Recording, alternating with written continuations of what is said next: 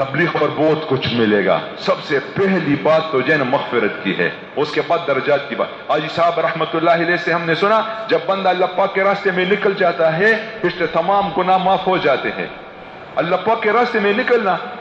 دو صحابی ملک شام میں ملے, ایک نے دوسرے سے فرمایا میں نے حضور صلی اللہ علیہ وسلم سے سنا, اور ارشاد کا مفہوم ہے کسی کا زندگی میں سے تھوڑی دیر کے لیے اللہ پاک کے راستے میں کھڑا ہونا گھر پر تمام عمر کے اعمال سے زیادہ بہتر ہے.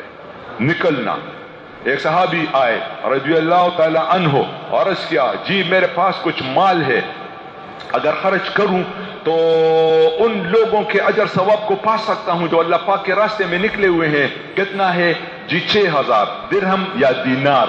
تو حضور صلی اللہ علیہ وسلم نے فرمایا مفہوم کہ اگر تم اس کو صدقہ کر لو اور اللہ پاک اس کو قبول بھی فرما لے تو پھر بھی تم ان لوگوں کے نیند کے برابر بھی اجر ثواب نہیں پا سکتے جو اللہ پاک کے راستے میں نکلے ہوئے ہیں اور سوئے ہوئے ہیں.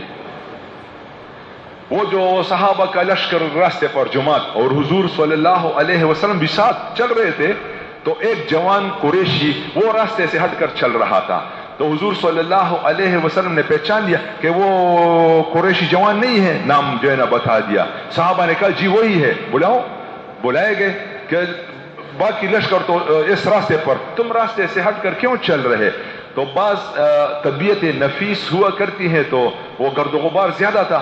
تو اس نے عرض کیا جی بس یہ گرد و غبار اس سے ذرا یعنی یہ پسند نہیں ہے.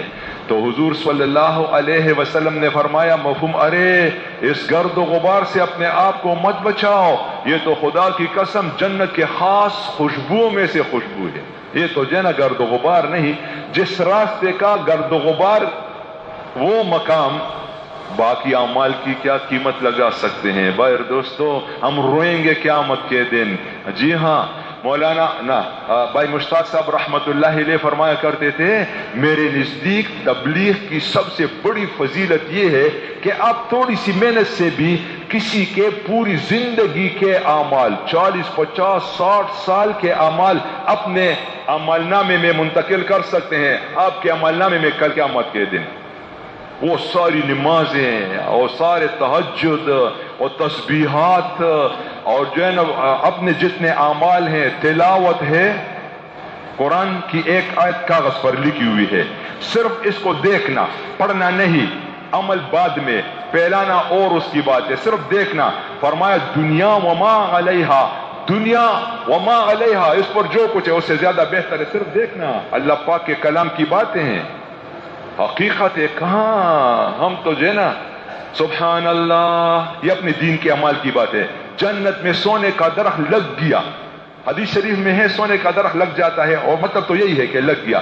حاجی صاحب ذرا اور بھی زیادہ زور دیتے تھے جب یہ سناتے کہ ایک سبحان اللہ کہنا, یقین جانو جنت میں سونے کا درخت لگ گیا. عمل قیمتی ہے, اعمال قیمتی ہے. سبحان اللہ و بحمدہ, کھجور کا درخت یعنی پھلدار درخت, تنا جنت میں تمام درختوں کا وہ سونے کا ہے, اچھا لکھا ہوا ہے, کسی اور چیز کا نہیں, سونے کے درخت ہیں سارے. اوپر پھر سارا نظام ہے معلوم نہیں, یاقوت اور مرجان اور اس طرح کی ٹہنیاں وغیرہ, اور جب ہوا تو بجنے لگیں گے اور ایسی پیاری آواز کہ کبھی مخلوق نے ایسی آواز سنی نہیں ہوگی, وہ علیحدہ باتیں ہیں. پھلدار درخت, کھجور کے بارے میں لکھا ہوا ہے 12 ہاتھ لمبی, یہ 1 ہاتھ 2 3 4 5 12 معلوم نہیں کہاں تک. یہ کھجور کھانے کی درخت کی بات نہیں ہے.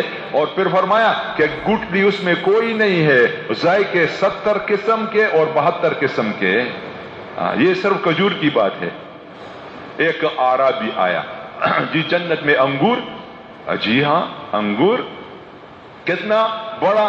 فرمایا کہ جو ہے نا ایک کوا اڑے 1 ہفتہ 2 ہفتے 3 ہفتے 4 ہفتے یعنی 1 مہینہ اڑے اڑے اڑے, اتنا بڑا ایک خوشہ.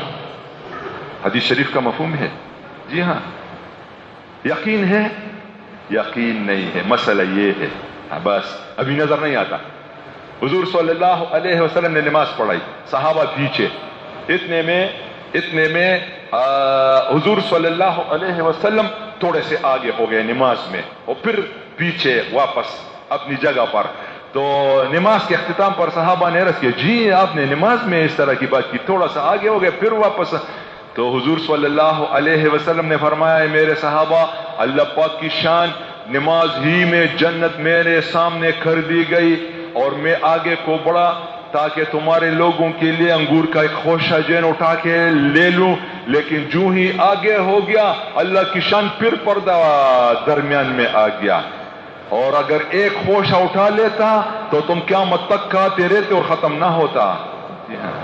یقین حضور کو تو دکھایا سب کچھ جب لے گئے معراج پر، حقیقت ہے، اور جو ہے نا پھر ساری جنتوں کو دکھایا، جہنم کو دکھایا، تمام حقیقتیں دکھائی. پھر فرماتے ہیں کہ میں وہ کچھ سنتا ہوں جو تم نہیں سنتے، میں وہ کچھ دیکھتا ہوں جو تم نہیں دیکھتے، اور میں نے جنت کو بھی دیکھا ہے اور میں نے دوزخ کو بھی دیکھا ہے.